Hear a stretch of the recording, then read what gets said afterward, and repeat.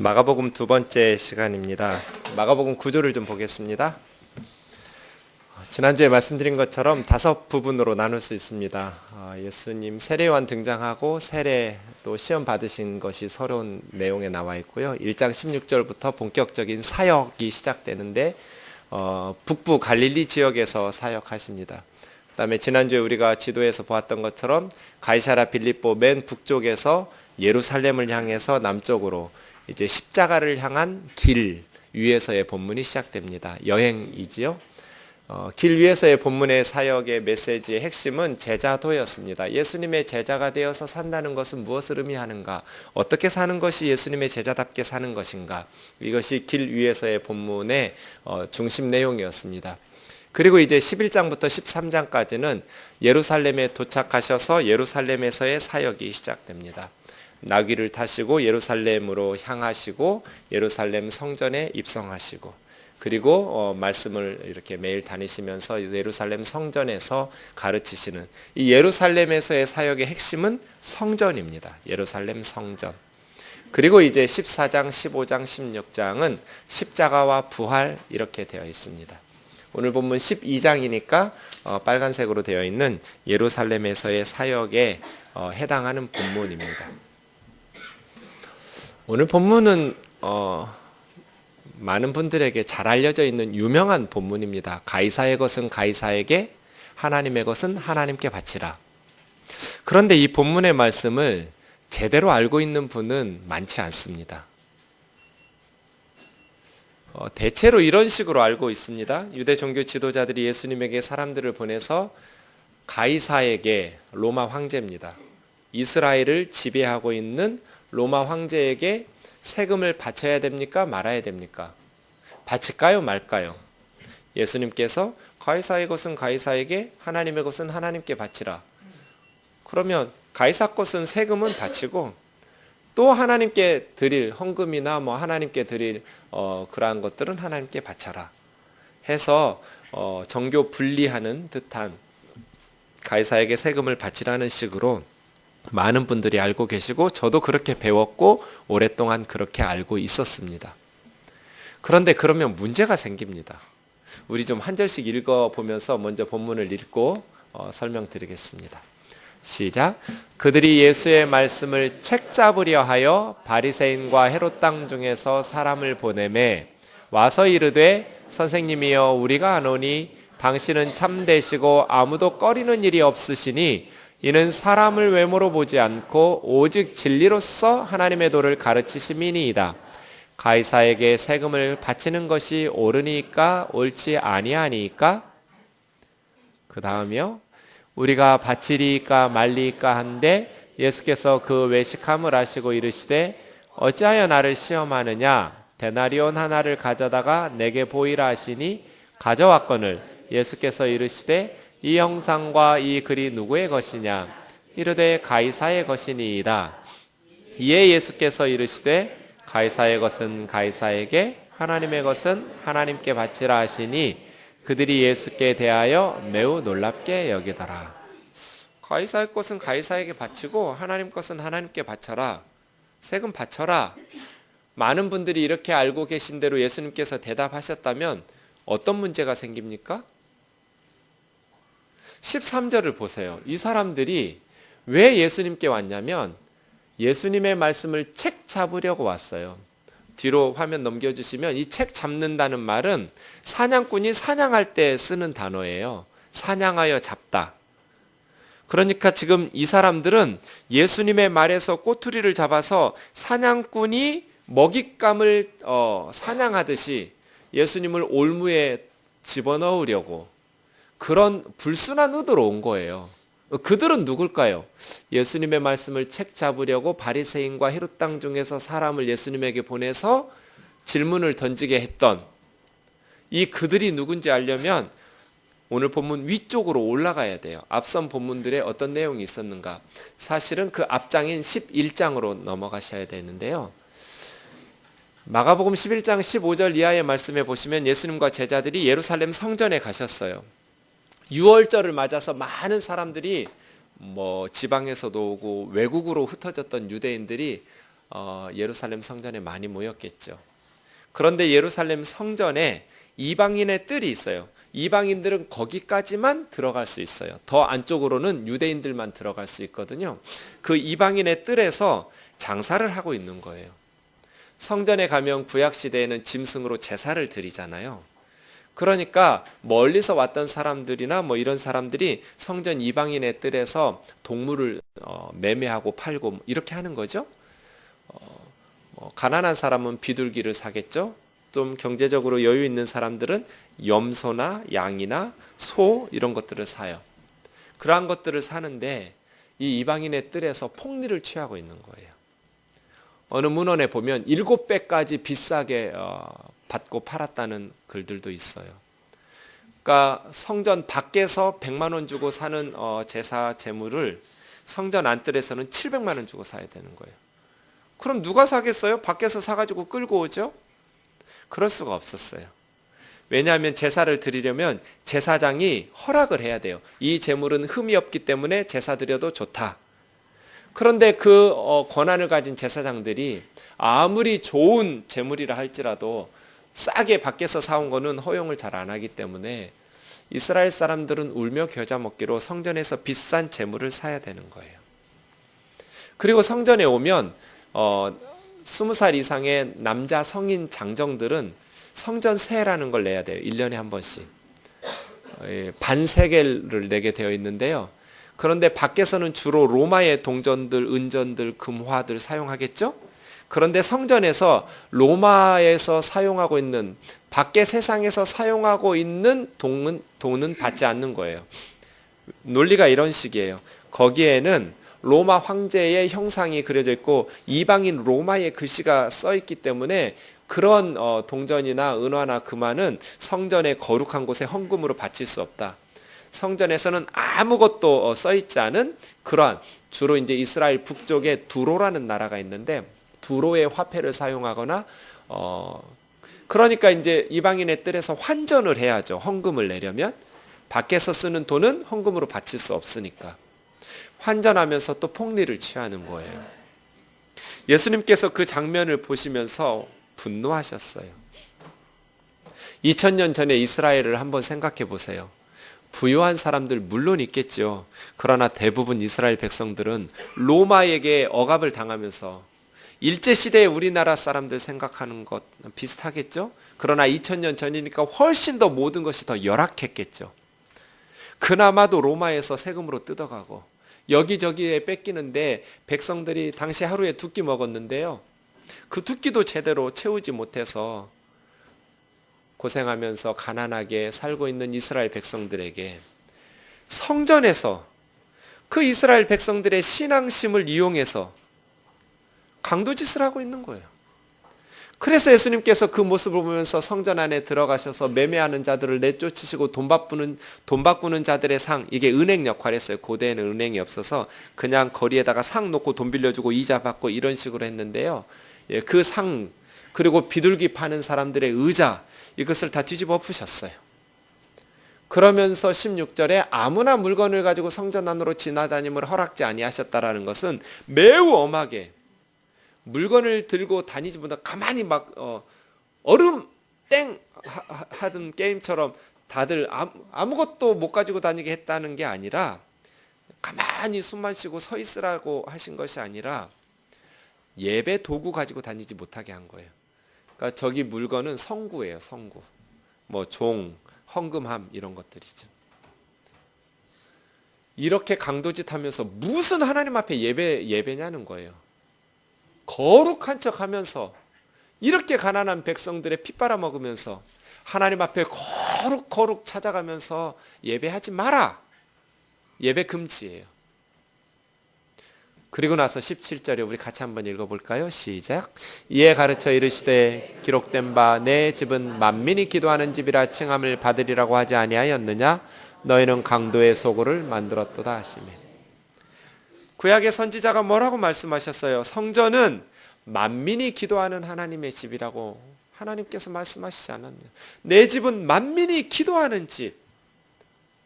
그런데 이방인의 뜰에서 장사해버리면 이방인들은 어떻게 기도해요? 물건 파는 소리, 동전 환전하는 소리, 짐승들 소리, 기도할 수가 없어요. 그렇다고 해서 이방인들은 유대인의 뜰 안쪽으로 들어가게도 못해요. 거기까지만 금지시켜 놨어요. 그러니 만민이 기도하는 하나님의 집에서 하나님 앞에 경건하게 예배하고 기도해야 될 이 성전에서 너희는 강도짓을 하고 있다.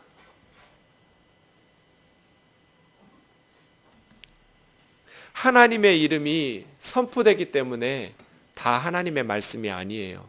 예배 시간에 목사가 강대상 위에서 설교한다고 해서 그것이 하나님 말씀이 아니에요. 강도짓을 할 수도 있어요. 교회에서 하는 행사이기 때문에 다 하나님 기뻐하시는 하나님의 뜻이 아니에요. 교회에서 진행되는 행사로 강도짓을 할 수가 있어요. 하나님의 말씀인 성경을 바르게 해석해서 전하는 설교가 하나님의 말씀이에요. 하나님의 말씀인 성경을 왜곡시켜서 목사의 아니면 교회의 어떤 탐욕을 부추긴다면 그것은 하나님의 말씀이라고 말할 수가 없어요. 예배 시간에 성경 읽고 하나님의 이름으로 전한다고 해서 그것이 하나님의 뜻은 아니에요. 강도짓을 할 수가 있다는 것을 기억해야 돼요. 예수님께서는 너무너무 가슴 찢어지게 아팠을 거예요. 이스라엘 백성들이 다 강도 떼들에게 세뇌를 당했어요. 그래서 그렇게 살림살이가 힘들고 어려운데 그 어렵고 힘든 것을 쪼개고 아끼고 허리띠 졸라매면서 몇 배로 비싼 동물을 사서 성전에 끌고 갈, 몇 배로 비싼 돈을 주면서 환전해서 헌금을 하는 모습을 보면서 예수님께서 무슨 생각하셨겠어요? 참 예수님에게 욕 얻어먹는 걸 기적이라고 해요. 예수님 같은 분에게 욕 얻어먹는 게 쉬운 일은 아닐 것 같은데 이 강도 새끼들아, 어떻게 하나님의 집에서 강도짓을 하느냐는, 칼 들고 복면 가리고 지갑 내놔 이러진 않았어요. 뭐가 달라요? 그런데 거기밖에 하나님께 나갈 수 있는 장소가 없어요. 예루살렘 성전이 유일한 성전이에요. 사실은 예수님 당시에 예루살렘의 대제사장들은 다 가짜예요. 예수님 태어나기 전에 기원전 172년에 그리스 왕 안티오커스 4세라는 사람이 이스라엘을 지배하고 있을 때 대제사장 오니아스 3세가 죽었어요. 갑자기 죽었어요. 그래서 아마 안티오커스 4세가 이 사람을 제거한 것 같다고 추측해요. 대제사장이 죽으면 그의 아들이 세습해야 돼요. 아버지를 이어서 대제사장 되는 거예요. 그런데 오니아스 4세라는 아들은 아버지 죽는 것을 보고 이집트의 네온토폴리스라는 도시로 도망가서 거기서 성전 짓고 제사장을 했어요. 이스라엘 사람들이 이집트에 가서 제사를 드릴 수는 없잖아요. 예루살렘 성전은 대제사장이 될 수 없는 자격 없는 메네라우스라는 사람이 돈을 주고 대제사장이 되었어요. 원래 대제사장은 죽을 때까지 종신직이에요. 그런데 그리스 왕은 그냥 몇 년에 한 번씩 갈아치웠어요. 더 많은 돈을 주면 거기로 주는 거예요. 이것이 이어져 내려왔어요. 예수님 시대에도 원래 대제사장은 한 사람이어야 되는데 몇 년에 한 번씩 바뀌는 거예요. 매년 이렇게 연장, 이걸 뭐라 그래요? 계약직이에요. 계약직. 대제사장이 종신직인데 원래는 1년에 한 번씩 재계약해야 돼요. 로마에 총독하고. 이런 식이었어요. 그러니까 돈을 들여서 대제사장이 됐어요. 자, 10억을 들여서 대제사장이 됐어요. 그럼 대제사장 1년 있다 재계약이 될지 안 될지 몰라요? 얼마를 뜯어낼까요? 10억 뜯어낼 사람이 어디가 있어요? 10억을 들여서 대제사장이 됐는데 여러분은 그렇게 장사하세요? 더 남겨먹게 뜯어먹겠죠. 어떻게 뜯어먹어요? 로마 제국에서 월급 줘요? 안 줘요. 이렇게 뜯어먹는 거예요. 그래서 하나님의 백성들을 위로하고 그렇지 않아도 나라 뺏긴 서름 속에서 얼마나 피눈물 흘리고 억울한 눈물 흘려야 될 일이 많겠어요? 그 백성들을 하나님의 사랑으로 위로하고 격려하고 용기를 주어야 될 예루살렘 성전의 대제사장들이 오히려 그 주머니를 털어내는 거예요. 거룩한 하나님의 이름 팔아서 강도짓 하고 있는 거예요. 그것이 예수님을 분노하게 만들었어요. 그러면 어떻게 해야 돼요? 그 유대 종교 지도자들이 예수님에게 어떻게 반응을 해야 될까요? 강도짓을 안 했으면 따져야죠. 우리가 언제 강도짓 했냐? 강도짓을 했으면 부끄러워해야죠. 그런데 유대 종교 지도자들은 그렇게 하지 않았어요. 그리고 이어지는 본문이 몇 사건 거쳐서 오늘 본문이에요. 그래서 오늘 13절에 그들이 예수님의 말씀을 책 잡으려고 바리새인과 헤롯 땅 사람 중 몇 사람을 예수님에게 보냈다라는 것은 이제 예수님에게서 칼을 갈고 있는, 아니 거룩한 유대 종교 지도자들을 이 하나님의 종들에게 강도들이라고 욕했잖아요. 그러니까 예수를 죽이고 싶거든요. 어떻게 하면 예수를 죽일까 하고 서로 의논하는데 백성들이 예수님의 말을 지지해버렸기 때문에 강도짓 맞지 뭐야 막 이렇게 예수님을 보호하고 있었기 때문에 예수님을 체포할 수가 없었어요. 그래서 서로 의논하는 거예요. 저 예수 어떻게 죽이지? 하다가 사람들 보낸 거예요. 바리새파 사람들하고 헤롯 땅 사람들은 평소에 서로 으르렁거리는 원수예요. 왜 그런지 보세요. 바리새파 사람들은 평신도 종교 집단이에요. 율법을 지키기 위해서 11조 철저히 바치고요. 일주일에 이틀씩 금식하고요. 그 다음에 엄청나게 하나님의 말씀을 문자적으로 지켜내는 그러한 사람들이 로마의 지배를 정당화할 수는 없잖아요. 이방인들은 계속 율법, 비율법적인 것들을 요구할 테니까요. 그래서 바리새파 사람들은 로마 제국이나 로마 제국의 승인을 받아서 로마 제국의 앞잡이 노릇을 하는 헤롯 땅 사람들과는 원수예요. 그래서 수없이 순교당했어요. 바리새파 사람들이. 그에 비해서 헤롯 땅 사람들은 로마 제국을 지지하고 하수인 역할하는 그 정치 세력을 후원하는 세력이에요. 그러니까 바리새파 사람들하고 헤롯 땅 사람들은 평소에 서로 으르렁거리는 원수지간이에요. 근데 이 두 부류에서 사람들을 뽑았어요. 예루살렘 제사장들이. 그래서 예수님에게 보낸 거예요. 서로 친하지 않은 두 부류예요. 바리새파와 헤롯 땅. 그래서 뭐라고 해요? 예수님에게? 우리 14절 한번 보시죠. 와서 선생님이여 우리가 아노니 당신은 참되시고 아무도 꺼리는 일이 없으시니 이는 사람을 외모로 보지 않고 오직 진리로서 하나님의 도를 가르치심이니이다. 가이사에게 세금 바치는 것이 옳으니까 옳지 아니하니까. 토 나올 것 같죠? 속으로는 무슨 생각 가지고 있어요? 어떻게 예수를 죽일고 의논하고 있었어요. 저 예수 어떻게 죽이지? 그런데 예수님 앞에 와서 뭐라고 말해요? 선생님, 만면의 미소를 띠며 당신은 참되시고 아무도 꺼리는 일이 없으시니 사람을 외모로 취하지 않기 때문이죠. 당신은 진리로서 하나님의 도를 가르치시는 분이에요. 가이사에게 세금을 바칠까요? 바치지 말까요? 당당하지 못해요. 너무너무 비겁해요. 강도의 소굴이라고 책망하신 예수님의 말씀이 옳으면 회개하든지 아니면 침묵이라도 하든지, 자기들이 강도짓 안 했으면 언제 우리가 강도짓 했느냐고 따지든지.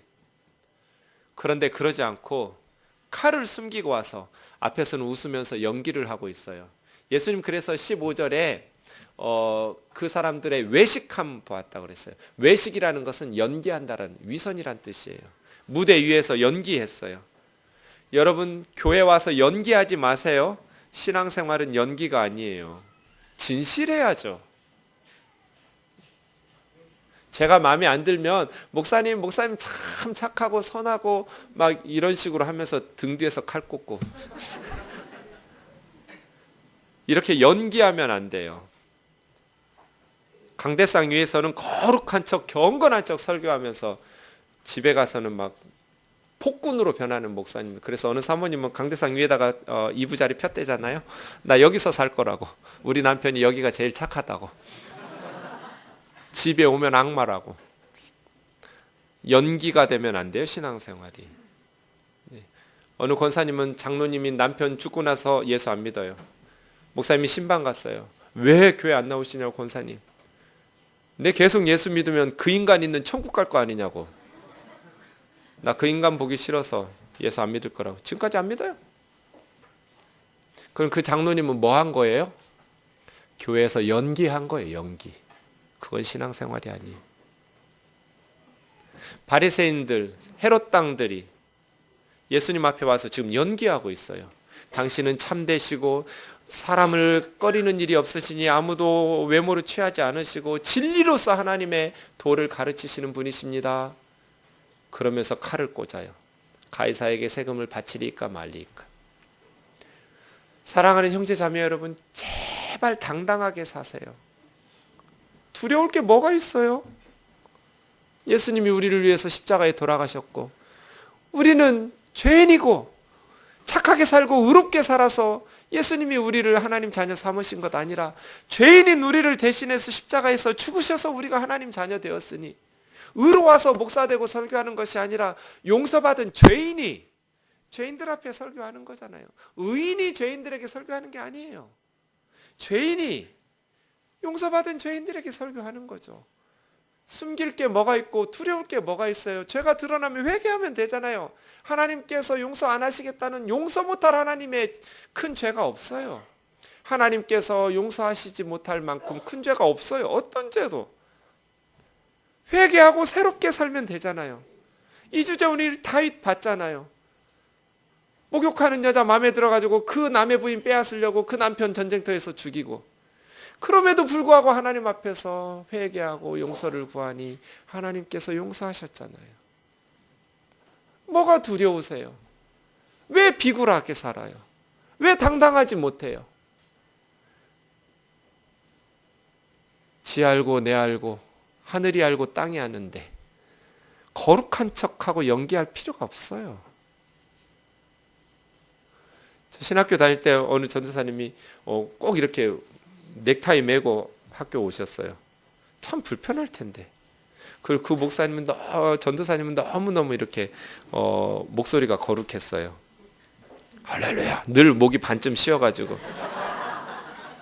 근데 막 이렇게 창하는 분들이 이렇게 목소리 득음하는 것처럼 꼭 개구리 목소리가 비슷하거든요. 이게 득음을 하면 그래서 개구리 목소리 같다.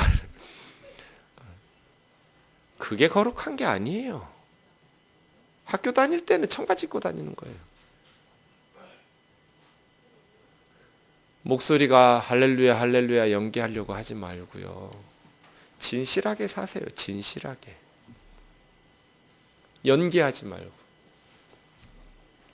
어쩌면 속에 칼을 들고 와서 당신은 참되시고 진리로서 하나님의 도를 가르치시고 토 나올 것 같은 소리를 하세요. 거룩한 척 하는데 뒤에서는 칼을 쑥 들밀어서 아프게 찌르는. 제발 그렇게 살지 마세요. 그건 거룩한 게 아니에요. 내가 잘못했으면 인정하면 돼요. 잘못하지 않았으면 잘못하지 않았다고 설명해 주면 돼요. 논쟁하면 돼요. 애들이 엄마 아빠가 잘못을 지적했는데 그렇게 당당하지 못하고 엄마도 옛날에 그랬잖아 이런 식으로 가면 2배로 혼내줘야 돼요. 5대 때릴 거 10대로 때려야 돼요. 당당하게 너도 그러잖아. 우리는 아담의 피가 흐르서 언제나 이렇게 남 탓하고 변명하는 데 익숙하거든요. 그거 옳지 않아요. 이제 예수님 피로 좀 혈액형을 바꿔주세요. 아담의 피에서 예수님의 피로 좀 당당하게. 그래서 예수님께서 어찌하여 나를 시험하느냐, 데나리온 하나 가져와 보라. 데나리온 이렇게 생겼어요. 3.8g 정도 했는데요. 로마의 은전이에요. 노동자 하루의 품삯 정도인. 앞에는 누구 형상이 있어요? 로마 황제의 형상이 있어요. 예수님 당시에는 티베리우스 형상이에요. 뒷면에 또 있고요. 로마 글자 라틴어 써 있어요. 예수님 시대의 동전은 티베리우스 가이사 아우구스투스 신성한 아우구스투스의 아들, 이런 내용의 로마 말이 써 있어요. 이 데나리온 하나 가져왔어요. 누구 거냐? 가이사 겁니다.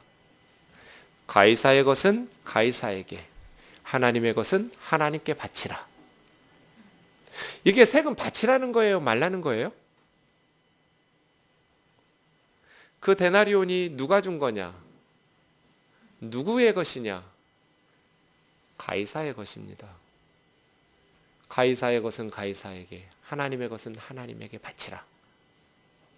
그러면 만약에 예수님을 사냥하듯이 책 잡으러 왔잖아요. 바리새인과 헤롯 땅 사람들이. 만약에 이 사람들이 예수님의 이 대답을 세금 바치라고 들었으면 누가 발끈했을까요? 바리새인들이 발끈했을 거예요. 바리새인들이 아니 이스라엘의 하나님 한 분, 이스라엘의 왕은 하나님뿐인데 가이사를 왕으로 인정하고 바치라는 말이냐? 일계명을 위반하는 거예요. 매국노예요. 지금 우리가 세금 바치는 건 우리나라 정부에 바치는 거니까, 예, 여러분 세금 많이 내세요. 세금 안 내려고 이렇게 머리 나쁘게 쓰지 마시고. 상관없어요. 우리나라 정부에 내는 건. 근데 이스라엘은 지금 로마에게 지배를 당하고 있잖아요. 세금을 많이 내면 로마 사람들이 그 돈으로 뭐 하겠어요? 약한 나라 전쟁하고 로마의 그 지배와 그러한 침략을 강화시키지 않겠어요? 그러니 이스라엘 사람으로서 로마 가이사에게 세금 내는 건 칭찬받을 일이 아니에요. 매국행위, 매국행위. 그래서 세금을 바치라고 예수님이 대답하셨다면 바리새인들이 발끈하면서 매국노라고 욕했을 거예요. 그리고 바치지 마라, 이렇게 예수님의 말씀 대답을 받아들였다면 헤롯 땅 사람들이 발끈했을 거예요. 헤롯 땅은 친로마파니까요. 아니 너 지금 로마에 반역하는 거냐? 실제로 이스라엘 사람들은 그런 식으로 많이 받아들여서 누가복음 23장 2절에 보면 예수님이 십자가 재판을 받을 때 가이사에게 세금 바치는 것을 금했다라는 고발 내용이 있어요. 예수님은 평소에 약간 그런 식으로 적극적으로 세금 내라 뭐 이런 얘기 안 한 것 같아요. 그래서 그런 고발의 내용들도 누가복음에는 나오는데요. 어쨌든 예수님의 이 말씀이 한쪽으로 치우쳤다면 고발하겠죠. 어떻게 대답해도 올무예요. 걸리게 되어 있어요. 바치라고 하면 매국노라고 욕 얻어먹을 것이고, 세금 바치지 말라고 그러면 예수가 사람들 선동해서 로마 제국에 세금 바치지 말라고 그랬다, 반역이다 하고 고발했을 거고, 바치라고 대답해도 걸려들고 바치지 말라고 대답해도 걸려들게 돼 있는 질문이에요. 그래서 칼을 들고 온 거예요. 사냥꾼이 사냥하듯이 먹잇감을 노리듯이 예수님에게 온 거예요. 겉으로는 착하게 칭찬하는 척 해놓고 비수를 꽂은 거예요. 그런데 예수님께서 대답하고 나니까 사람들의 반응이 막 펄펄 뛰지 않았어요. 만약에 세금 바치라고 했다면 바리새파 출신 사람들이 펄펄 뛰었을 거예요. 매국노라고, 십계명의 일계명을 어겼다고, 하나님만 섬기라고 했는데 로마 황제를 신격화하는 그 신을 인정한단 말이냐? 너 지금 황제 숭배를 동의한다는 말이냐? 그런데 바리새인들이 그렇게 하지 않았어요. 놀랍게 여겼다라는 것은 경탄했다는 거예요. 그 대답이 너무너무 놀라운 대답이었어요. 그래서 예수님을 잡아가둘 수가 없었어요. 매국노라고 비난도 할 수 없었고, 로마 당국에 세금을 못 내게 하는, 그렇게 반역한다고 고발할 수도 없었어요. 그래서예요, 많은 분들이 이 구절을 정교 분리의 핵심 구절로 삼아서 정치에 관여하면 안 된다, 가이사의 영역은 가이사에게 바쳐야 되고 종교적 영역, 하나님의 영역은 하나님 앞에서 또 충성 다하는 거다라고 해석하는 건 잘못된 해석이에요. 만약에 가이사의 영역 건들지 말고 세금 내라고 예수님이 대답하셨다고 이스라엘 사람들이 해석해서 그 대답을 받아들였다면 예수님은 매국노라고 그들이 노리던 대답 중에 하나를 한 거예요. 그래서 몰아붙였을 거예요. 그래서 대부분 성도님들이 이 말을 잘 들어서 예수님을 믿든 안 믿든 유명한 구절이니까 잘 알고 있는데 제대로 알고 있는 사람은 거의 없다고 말씀드리는 거예요. 유명한 구절인데 난해한 구절이에요. 그럼 이 사람들은 왜 어떻게 대답을 해도 예수님을 올무에 걸려들게 하려고 왔는데 예수님의 대답을 듣고 경탄하면서 그냥 사라졌을까요? 예수님은 세금을 바치라고도 안 했고 바치지 말라고도 안 했어요. 그 데나리온이 누구 거냐? 가이사 겁니다. 그래? 가이사가 주었다고 생각하면, 가이사의 것이라고 생각하면 바쳐라. 가이사의 것이라고 생각 안 하면요? 바치지 말아요. 그것을 가이사가 줬다고 생각하면 바쳐라. 가이사가 준 것이 아니라고 생각하면 바치지 마라. 그러나 세금을 바치든지 말든지 모든 것은 하나님의 것이니 하나님께 바쳐라. 기가 막힌 대답이에요. 세금 바치지 말라고 그랬다. 언제 내가 바치지 말라고 그랬어요? 가이사의 것이라고 생각하면 바치라고요. 매국노야, 세금 바치래. 언제 바치라고 그랬어요? 가이사의 것이라고 생각 안 하는 사람은 안 바치면 되는 거예요. 그러나 세금을 바치든지 말든지 이 세상의 모든 영역은 하나님의 것이니 하나님께 바치며 하나님의 뜻에 합당하게 살라는 거예요. 기가 막힌 대답이에요. 바치라고도 안 하셨고 바치지 말라고도 안 하셨어요. 바치라고도 하셨고 바치지 말라고도 하셨어요. 그것을 질문 던진 사람들의 판단에 넘긴 거예요. 너희들 생각에 가이사가 주었다고 생각하면 바쳐라. 가이사 것이라고 생각하면 세금 바쳐야죠. 그러나 가이사 것이라고 생각하지 않아요. 내가 가지고 있는 내 소유, 내 재물이 가이사가 준 게 아니에요. 가이사의 것이 아니에요. 그럼 안 바치겠죠. 그건 하나님의 것이에요. 그럼 가이사에게는 안 바치고 하나님께만 바치겠죠. 그렇게 하라는 거예요. 오랫동안 이 말씀이 교회 내에서 논쟁이 되었어요. 대체로 사회 참여를 강조하는 진보적인 그리스도인들은 개인의 영혼 구원뿐 아니라 정치와 사회 문제에 있어서도 하나님의 통치가 임해야 되기 때문에 그리스도인들이 적극적으로 참여해야 된다고 주장했고요. 그리고 대체적으로 보수적인 그리스도인들은 정교 분리 원칙을 내세워서 그리스도인들은 정치에는 관여하지 말고 종교적인 영역에서만, 그래서 주로 전도와 개인 구원, 개인의 영혼 구원에 대해서만 강조를 했어요. 사회에 대해서는 침묵하거나 외면했죠. 그 정교 분리의 원칙을 주장했던 목사님들이 이 구절을 금과 옥조처럼 사용했어요. 그래서 현실 정치권에 악용당했어요. 실제로 일제시대의 한국 초대교회의 문헌들을 보면 이 정치에 관여하는 그러한 그리스도인들을 부끄럽게 여기면서 회개했어요. 하나님, 권세, 일본이 한국 조선을 다스리는 것은 하나님이 주신 권세인데 어리석은 그리스도인들이 독립운동한다고 안중근처럼 일본 사람 죽이고 이런 걸 회개합니다. 이렇게. 정치 영역에 대해서 관여하는 것은 그리스도인들이 성경대로 예수님의 말씀을 순종하지 않는 거다. 그리스도인들이 관여해야 되는 것은 교회다. 종교 영역이다. 그래서 군사독재 시절에 한국 교회는 대부분 침묵했어요. 그건 정치 영역이니까요. 수백 명을 죽이든 어떤 불의를 행하든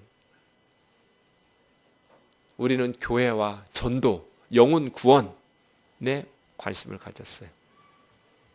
그러던 한국 교회, 한국 기독교가 김대중 정부, 노무현 정부 시절에 변했어요. 정교 분리를 금과 옥조처럼 여겨서 군사독재에 대해서 침묵하던 교회들이 이제 정부의 시책, 특히 사립학교법이 이슈가 되었어요.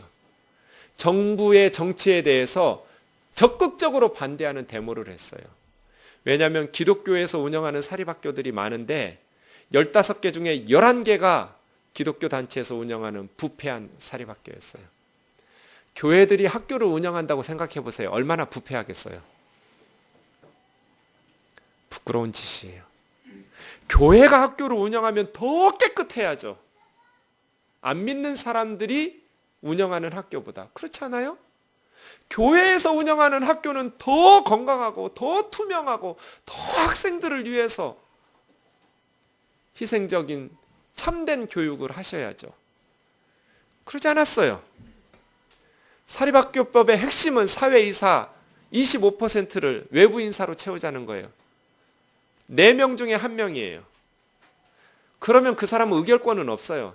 75% 4명 중에 3명이 찬성하는 것을 1명이 어떻게 바꿔낼 수 있겠어요? 그런데 외부 인사 한 사람이라도 들어오면 그 학교에서 비리를 더 이상 저지를 수가 없어요.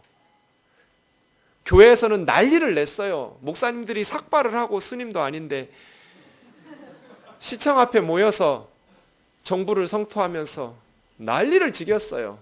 사립학교법은. 근데 그것의 핵심은 그러면 기독교 교육 못하는 게 아니에요. 25%로 의결권을 바꿔놓을 수가 없어요. 정부에서 그렇게 약속했어요. 걱정 마시라고 목사님들. 그대로 교육하대로 하겠다고. 그러나 사회이사 1명만 넣자고. 그런데 외부 사람 한 사람이 들어오면 부정부패가 불가능해지니까 그렇게 삭발을 하신 거예요. 이게 핵심이에요. 어려운 말 길게 써놓은 말 간단히 줄이면 요지는 이거였어요. 정교 분리가 사라졌어요. 적극적으로 정치에 나서기 시작했어요. 그래서 정권을 되찾아오자 장로님을 대통령으로 청와대로 했어요.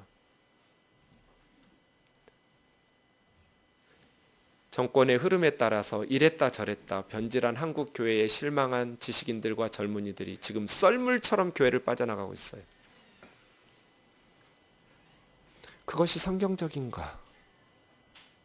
그렇지 않아요. 예수님께서 말씀하신 것은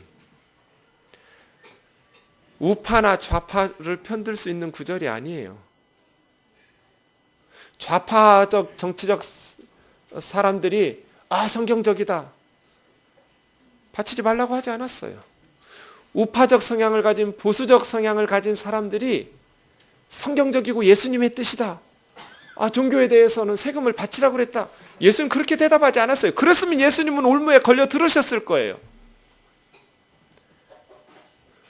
그리스도인들은 우파도 아니고 좌파도 아니어야 돼요. 교회는 우파도 아니고 좌파도 아니에요. 교회는 양파예요.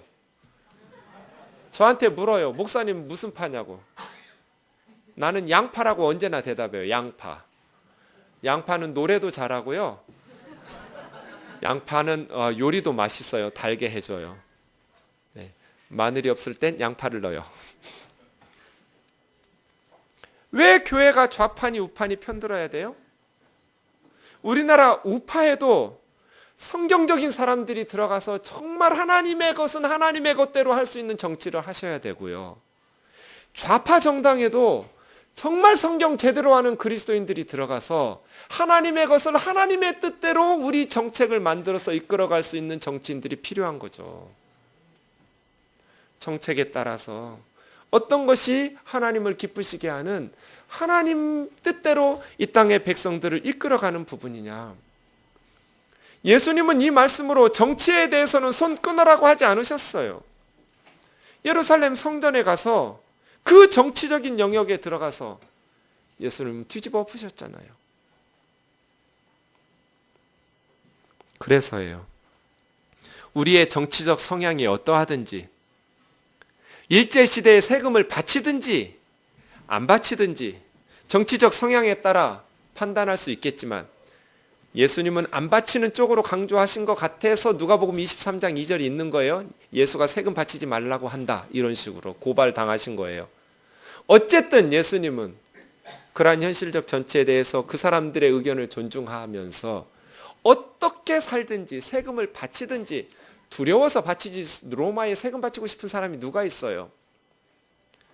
바치지 않든지 하나님의 영역을 하나님의 뜻대로 하라는 거예요. 사랑하는 형제 자매 여러분, 우리의 삶이 어디에서 무엇을 하든지 항상 하나님의 것을 하나님에게 바칠 수 있기를 주의 이름으로 축원합니다. 여러분에게 주신 건강 누가 준 거예요? 누구 거예요? 하나님이 주신 하나님의 것이에요. 여러분에게 주신 물질 누구 거예요? 하나님이 주신 하나님의 거예요.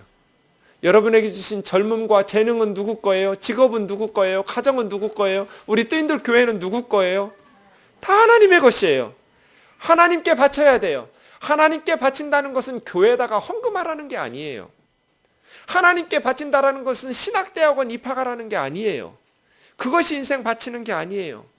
무엇을 하든지 어디서 하든지 하나님의 뜻대로 살라는 거예요. 물질을 쓸 때도 하나님 기뻐하시는 방식으로 쓰고, 시간을 사용할 때도 하나님께서 기뻐하시는 방식으로 쓰라는 거예요. 신학교에 간다고 해서 하나님의 뜻대로 하나님께 바치는 인생 살아가는 거 아니에요. 제가 신학교 한 학기 만에 그만둘 뻔했어요. 첫 시험 보고 나서 신학대학원을 자퇴할 뻔한 사람이에요. 처음 시험을 보다가 고개가 아파서 고개를 들었더니 앞에 있는 전도사님이 오른쪽에 있는 전도사님과 컨닝하고 있었어요. 지금 저는 이해가 가는데요. 목사가 다 그렇지. 그때는 이해를 못했어요. 어떻게 이럴 수가 있을까? 목사가 되겠다는 사람이. 그리고 좌우를 둘러보니 여기저기서 컨닝하고 있더라고요. 며칠 후에 책상을 봤는데 책상마다 깨끗한 책상이 하나도 없어요. 다 깨알같은 글씨들이. 종이가 없었을까요? 전도사들이 가난해서? 연습장으로 쓴 게 아니에요. 책상을. 다 치팅한 거예요. 그럼 난 그만둬야겠다. 목사의 길을 포기해야겠다. 굉장히 갈등이 심했어요.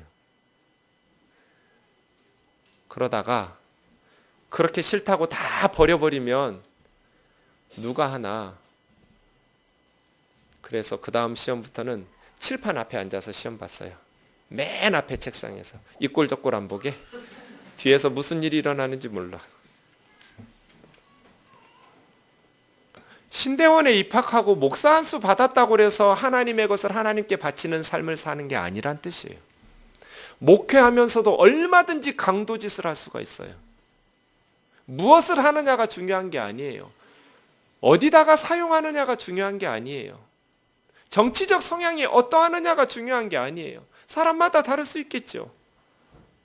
중요한 것은 하나님께서 기뻐하시는 방식으로 삶을 사용하면서 하나님께 드리는 심정으로 바쳐라. 그러면 세상의 정치인은, 정치의 핵심은 자기 주장의 의지잖아요. 예수님의 정신은 뭐예요? 자기 희생이에요. 예수님께서 예루살렘 성전에서 청결 사건을 일으켰어요. 분노하시면서 뒤집어 엎으셨어요. 하지만 사람들을 치거나 죽이지 않았어요. 대제사장들을 제거시키지 않았어요. 그냥 상만 뒤집어 엎었을 뿐이에요. 우리도 그렇게 해야 돼요. 그럼 목사님 어떻게 해야 됩니까? 만약에 연합군이 히틀러를 막지 않았다면, 전쟁을 하지 않았다면 어떻게 됐겠습니까? 김일성이 내려왔을 때 우리가 김일성의 공산당 군대들과 전쟁을 하지 않았다면, 그들을 죽이지 않았다면, 예수님처럼 산상설교의 말씀처럼 오른뺨을 돌려대면 왼뺨을 돌려대고 속옷을 달라 하면 겉옷까지 벗어주고 그렇게 용서하고 사랑하면 우리가 공산화되지 않았겠습니까?